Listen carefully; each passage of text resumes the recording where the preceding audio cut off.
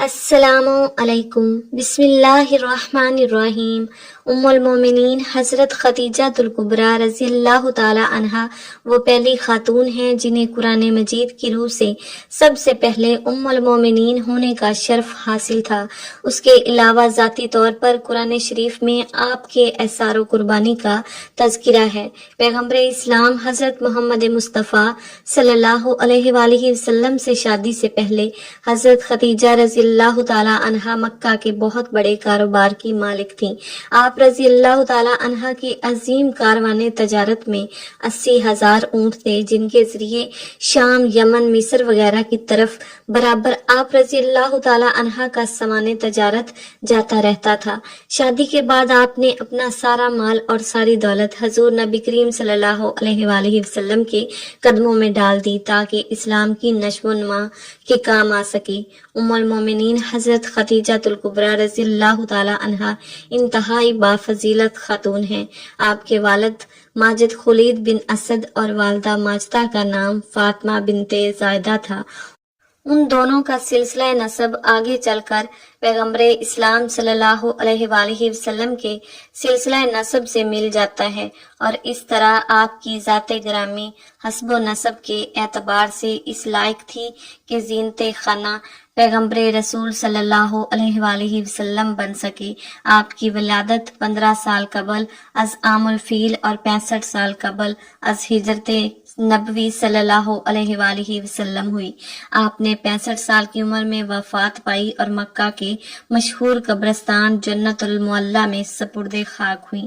حضرت ابو ہریرہ رضی اللہ تعالی عنہ بیان کرتے ہیں کہ حضور نبی کریم صلی اللہ علیہ وآلہ وسلم کی بارگاہ میں حضرت جبرائیل امین علیہ السلام آ کر عرض گزار ہوئے، یا رسول اللہ صلی اللہ علیہ وآلہ وسلم، یہ خدیجہ رضی اللہ تعالی عنہا ہیں جو ایک برتن لے کر آ رہی ہیں جس میں سالن اور کھانے پینے کی چیزیں ہیں۔ جب یہ آپ کے پاس آئیں تو انہیں ان کے رب کا اور میرا سلام کہیے، اور انہیں جنت میں موتیوں کے محل کی بشارت دے دیجیے جس میں نہ کوئی شور ہوگا اور نہ کوئی تکلیف ہوگی۔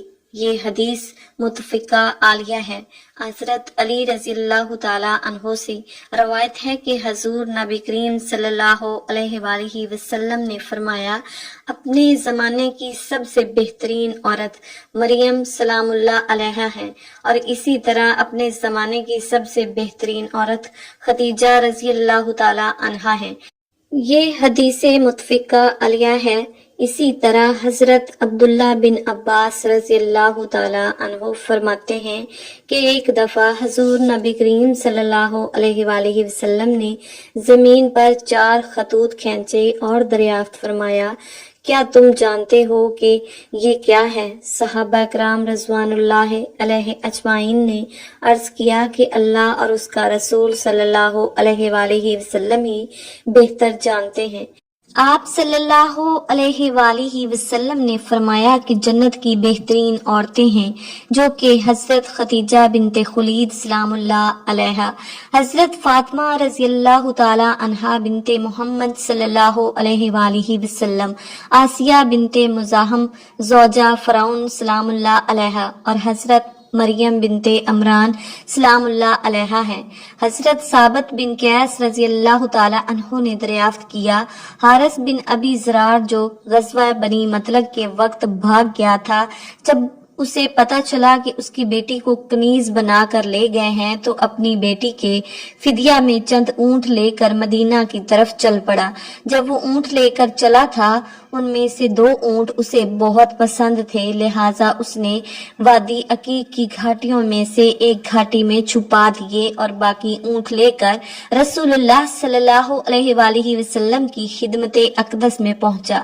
جب وہ مدینہ منورہ پہنچا تو اس سے پہلے ان کی بیٹی رحمت للعالمین صلی اللہ علیہ وآلہ وسلم سے مدد کی درخواست کر چکی تھی۔ آپ باہر تشریف لائے تو حارث بن ابی زرار نے عرض کی کہ میری بیٹی کنیز نہیں بن سکتی، میری شان اس سے بالا تر ہے، میں اپنے قبیلے کا سردار اور رئیس عرب ہوں، آپ اس کو آزاد کر دیں اور زر فدیہ لے لیں۔ وہ 2 اونٹ کہاں ہیں جو تم راستے میں چھپا آئے ہو؟ رسول اللہ صلی اللہ علیہ وآلہ وسلم نے دریافت فرمایا اور اس گھاٹی کا نام بھی بتا دیا جہاں انہیں چھپایا تھا۔ آپ کو کس نے اطلاع دی؟ بے شک آپ اللہ کے رسول ہیں۔ حارث بن زرار نے کہا اور مسلمان ہو گیا۔ برہ بنت حارث جب آزاد ہوئی تو انہوں نے حضور صلی اللہ علیہ وآلہ وسلم کی خدمت عالیہ میں ہی رہنے کو فوقیت دی اور والد کے ساتھ جانے سے انکار کر دیا۔ جب رسول اللہ صلی اللہ علیہ وآلہ وسلم کو علم ہوا تو آپ صلی اللہ علیہ وآلہ وسلم نے حارث بن ابی زرار رضی اللہ تعالی عنہ کو برہ سے نکاح کا پیغام بھیجا، جو انہوں نے بصدقِ دل قبول کر لیا۔ حضور صلی اللہ علیہ وآلہ وسلم نے حضرت برہ رضی اللہ تعالی عنہا کے قبیلے کے 40 غلام بھی آزاد کر دیے۔ آپ نے برہ کا نام تبدیل کر کے جویریہ رکھ دیا اور اس طرح حضرت جویریہ رضی اللہ تعالی عنہا کا وہ خواب سچا ثابت ہوا جو انہوں نے کئی سال پہلے دیکھا تھا کہ یثرب سے چلتا ہوا چاند ان کی آغوش میں آ گیا ہے، اور جو تعبیر انہوں نے اس وقت نکالی تھی وہی نکلی۔ برہ کا مطلب نیکی و احسان ہے، لیکن اس لفظ کے استعمال سے منفی معنی بھی نکلتے ہیں۔ بقول حضرت برہ بن عازب رضی اللہ تعالی عنہ، حضور صلی اللہ علیہ وآلہ وسلم اس نام کو مکروہ جانتے تھے اور اسی بنا پر برہ کا نام بدل کر جویریہ رضی اللہ تعالی عنہ رکھ دیا تھا۔ جب لوگوں کو علم ہوا کہ آقا نامدار صلی اللہ علیہ وآلہ وسلم نے حضرت جویریہ بنت حارث رضی اللہ تعالی عنہ سے شادی کر لی ہے تو لوگ بولے، کیا رسول اللہ صلی اللہ علیہ وآلہ وسلم کے سسرال والے غلام بنائے جائیں؟ ہرگز نہیں، یہ محبت کے منافی ہے۔ حضرت عائشہ صدیقہ رضی اللہ تعالی عنہا فرماتی ہیں، میں نے کسی عورت کو جویریہ رضی اللہ تعالی عنہا سے بڑھ کر اپنی قوم کے حق میں مبارک نہیں دیکھا۔ ان کے سبب بنو مطلب کے تمام امیر گھرانے آزاد کر دیے گئے۔ ام المومنین حضرت جویریہ بنت حارث رضی اللہ تعالی عنہا کے تمام بہن بھائی اور والد دولت اسلام سے مالا مال ہو گئے تھے۔ حضرت جویریہ رضی اللہ تعالی عنہا کے لیے مسجد نبوی کے قریب ہی امہات المومنین کے دوسرے حجرات سے متصل ایک حجرہ تعمیر کرا دیا گیا تھا۔ بقول ابن اسد اس کی دیواریں کچی اینٹوں کی اور چھت کھجوروں کی شاخوں سے بنائی گئی تھی، جسے گارے سے لیپ دیا گیا تھا۔ دروازے پر اونی ٹاٹ کا پردہ تھا جس کا طول 3 ہاتھ اور عرض 1 ہاتھ تھا۔ ایک دن رحمت العالمین صلی اللہ علیہ وآلہ وسلم وہاں موجود تھے تو حضرت جویریہ رضی اللہ تعالی عنہا نے عرض کی، یا رسول اللہ صلی اللہ علیہ وآلہ وسلم، آپ کی دوسری عورتیں مجھ پر فخر کرتی ہیں کیا؟ جب انہوں نے بتایا تو آپ صلی اللہ علیہ وآلہ وسلم نے فرمایا، کیا میں نے تمہارے مہر میں بڑی رقم ادا نہیں کی؟ کیا میں نے تمہاری قوم کے 40 غلام آزاد نہیں کیے؟ حضرت عائشہ صدیقہ رضی اللہ تعالی عنہا فرماتی ہیں، جویریہ رضی اللہ تعالی عنہا بڑی شیریں موضوع اندام ملیح اور صاحب حسن و جمال عورت تھی، جو کوئی دیکھتا فریفتہ ہو جاتا تھا۔ ظاہری حسن و جمال کے علاوہ آپ باطنی حسن سے بھی مالا مال تھیں۔ بڑی زاہدہ، راست باز، عبادت گزار، قناعت پسند، مجسمہ صبر و رضا، عجز و انکساری، اثار و اخلاص اور ذکر و تلاوت میں یکتا تھیں۔ یہ سب خوبیاں رسول اللہ صلی اللہ علیہ وآلہ وسلم کی بدولت اور تعلق سے نکھر کر ابھری تھی۔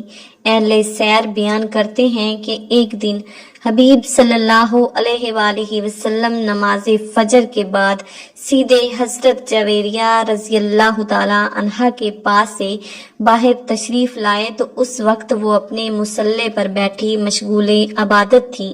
نور مجسم صلی اللہ علیہ وآلہ وسلم چاشت کے وقت ان کے پاس تشریف لائے تو ان کو مصلے پر بیٹھے پایا تو فرمایا، جب سے باہر گیا ہوں اس وقت سے تم اسی جگہ یوں ہی بیٹھی ہو۔ عرض کی، یا رسول اللہ صلی اللہ علیہ وآلہ وسلم، زوجہ محترمہ کی بات سنی تو ارشاد فرمایا، جس وقت سے میں تمہارے پاس سے گیا ہوں اب تک 4 کلمے میں نے پڑھے ہیں، اگر ان کو ان کے ساتھ موازنہ کیا جائے جو تم نے اب تک پڑھے ہیں تو یقیناً وہ 4 کلمے وزنی ہوں گے۔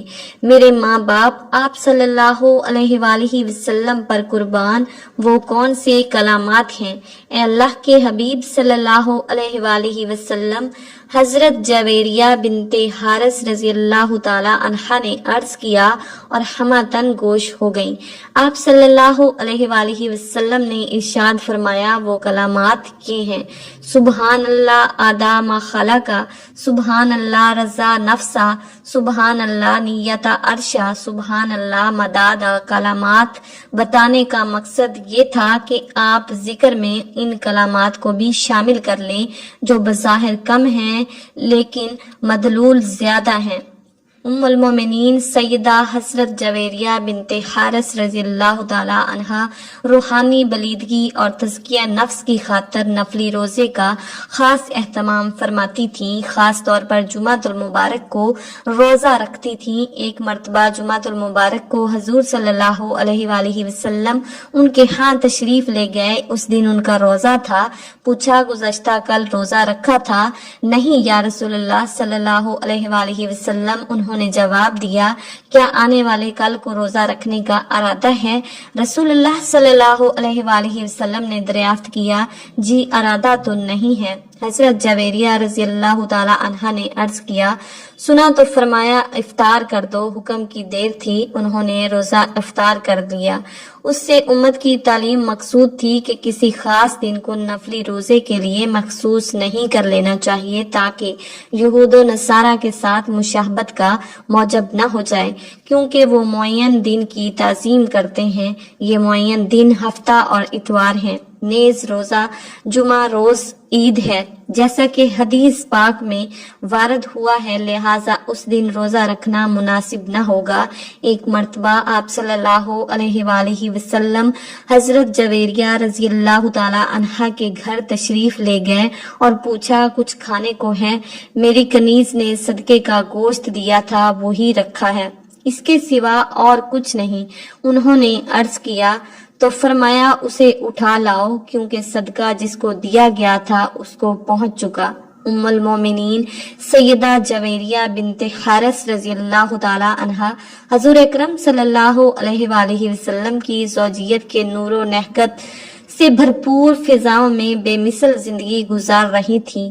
وہم و گمان میں بھی نہیں تھا کہ یہ حسین و خوشگوار زندگی صرف 6 سالوں پر محیط ہے اور اس کے بعد وہ بیوگی جدائی کا داغ دے کر اپنے رفیق اعلیٰ کے پاس تشریف لے جائیں گے۔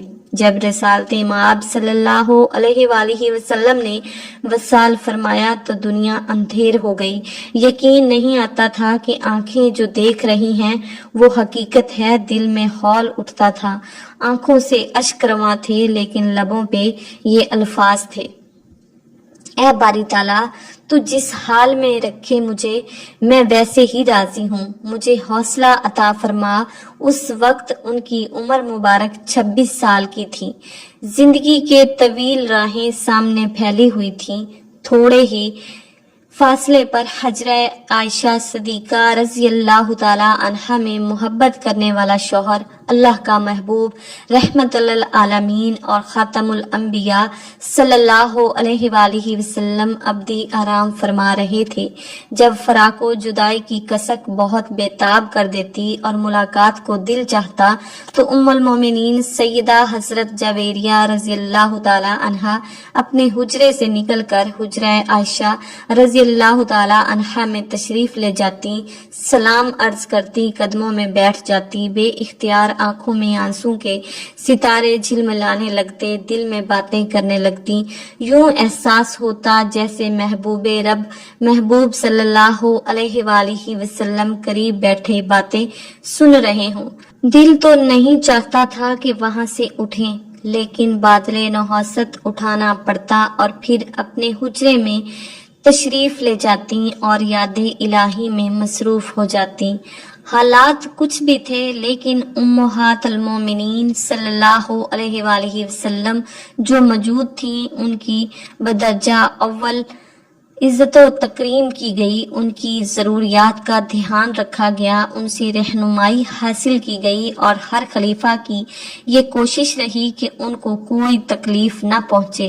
حضرت امیر معاویہ رضی اللہ تعالیٰ عنہ تو امہات المومنین رضی اللہ تعالیٰ عنہ کی خدمت باعث افتخار و سعادت سمجھتے تھے۔ انہوں نے حضرت سیدنا حضرت جویریہ رضی اللہ تعالیٰ عنہ کا سالانہ وظیفہ 12,000 مقرر کر رکھا تھا، اس کے علاوہ بھی تحائف ارسال کرتے رہتے تھے۔ حضور اکرم صلی اللہ علیہ وآلہ وسلم سے سیدہ حضرت جویریہ رضی اللہ تعالیٰ عنہ کو جدا ہوئے 45 سال ہو گئے تھے۔ اس وقت ان کی عمر 71 سال تھی۔ یہ ربیع الاول 56 ہجری کا واقعہ ہے۔ سوچ رہی تھی کہ اس مہینے میں آقا نامدار صلی اللہ علیہ وآلہ وسلم سے جدا ہوئی تھی۔ یہاں پہنچ کر ان کی سوچیں گہری ہو گئیں۔ محبت اور اتباع کی یہ بھی تو صورت ہے کہ اس مہینے بلاوا آ جائے، اور پھر بلاوا آ گیا۔ طویل جدائی کے بعد اب اصل کا وقت آ گیا تھا۔ آپ رضی اللہ تعالیٰ عنہا پہلے سے تیار تھیں اور پھر روح قفس عنصر سے پرواز کر گئی۔ ان دنوں حضرت امیر معاویہ رضی اللہ تعالیٰ عنہ کی طرف سے مدینہ منورہ میں مروان بن حاکم تھا۔ انہوں نے ام المومنین سیدہ حضرت جویریہ بنت حارث رضی اللہ تعالیٰ عنہ کی نماز جنازہ پڑھائی اور جنت البقیع میں دفن ہو گئی۔ کتب معتبرہ میں ان سے 7 احادیث مروی ہیں، جن میں سے 2 بخاری شریف میں، 2 مسلم شریف میں اور 3 دیگر کتب میں ہیں۔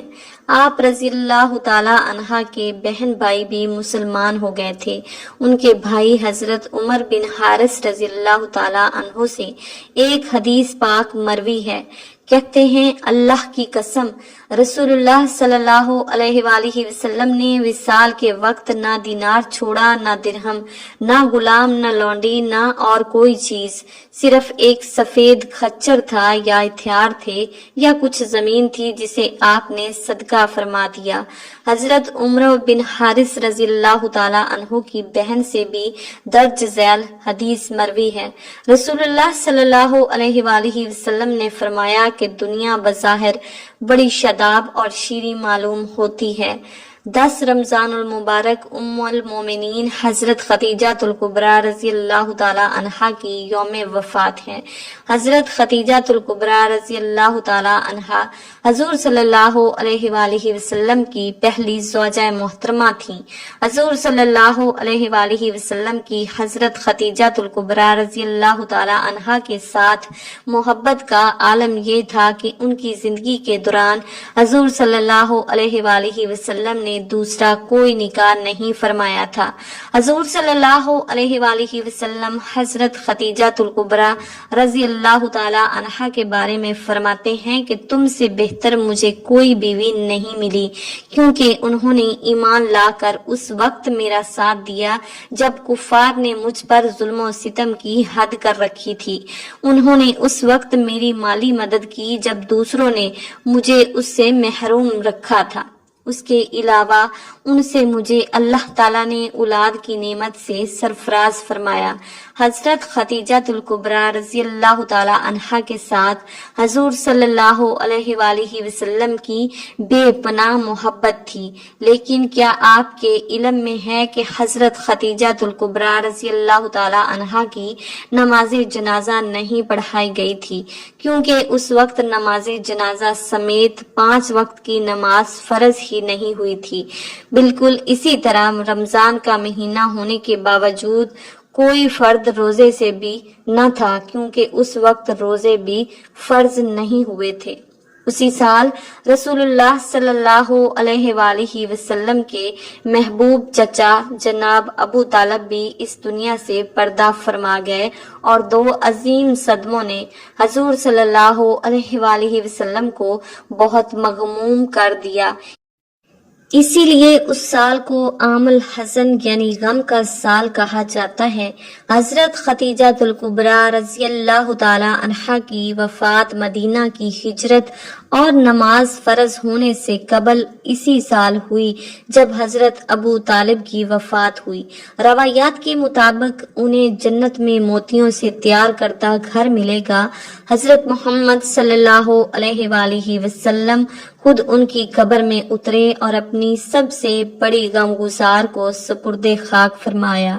پیارے پیغمبر صلی اللہ علیہ وآلہ وسلم کی زوجہ محترمہ حضرت خدیجہ الکبریٰ رضی اللہ تعالی عنہا سے 6 اولادیں پیدا ہوئیں، 2 صاحبزادے جو بچپن میں انتقال کر گئے اور 4 صاحبزادیاں پیدا ہوئیں۔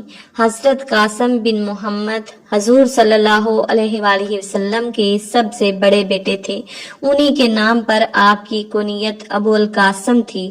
ان کے بعد حضرت زینب رضی اللہ تعالی عنہا بنت محمد صلی اللہ علیہ وآلہ وسلم حضور کی سب سے بڑی صاحبزادی تھیں۔ ان کے بعد حضرت عبداللہ بن محمد نے بہت کم عمر پائی، چونکہ زمانہ نبوت میں پیدا ہوئے تھے اسی لیے طیب اور طاہر کے لقب سے مشہور ہوئے۔ ان کے بعد حضرت رقیہ رضی اللہ تعالی عنہا بنت محمد، ان کے بعد حضرت ام کلثوم بنت محمد اور آخر میں سیدہ کائنات حضرت فاطمہ الزہرا رضی اللہ تعالی عنہا پیدا ہوئیں۔ ان سب کی پیدائش میں ایک سال کا فرق تھا۔ حضرت خدیجہ الکبریٰ رضی اللہ تعالی عنہا اپنی اولاد کو بہت چاہتی تھیں، چونکہ آپ مالی طور پر بھی بہت مستحکم تھیں، اسی لیے عقبہ کی لونڈی سلمہ کو بچوں کی پرورش پر مقرر کیا تھا۔ وہ ان کو کھلاتی اور دودھ پلاتی تھیں۔ ازواج مطہرات میں حضرت خدیجہ الکبریٰ رضی اللہ تعالی عنہا کو بعض خاص خصوصیات حاصل ہیں۔ وہ حضور صلی اللہ علیہ وآلہ وسلم کی پہلی بیوی ہیں۔ وہ جب نکاح میں آئیں تو ان کی عمر 40 برس کے قریب تھی، لیکن حضور صلی اللہ علیہ وآلہ وسلم نے ان کی زندگی میں دوسری شادی نہیں کی۔ اللہ پاک سے دعا ہے کہ وہ ہمیں حضور نبی کریم صلی اللہ علیہ وآلہ وسلم کی شفاعت نصیب فرمائے اور ہمیں نیکوکاروں میں شامل فرمائے، آمین۔ ناظرین، کمنٹ باکس میں ایک بار صلی اللہ علیہ وآلہ وسلم ضرور ٹائپ کیجئے گا۔ شکریہ۔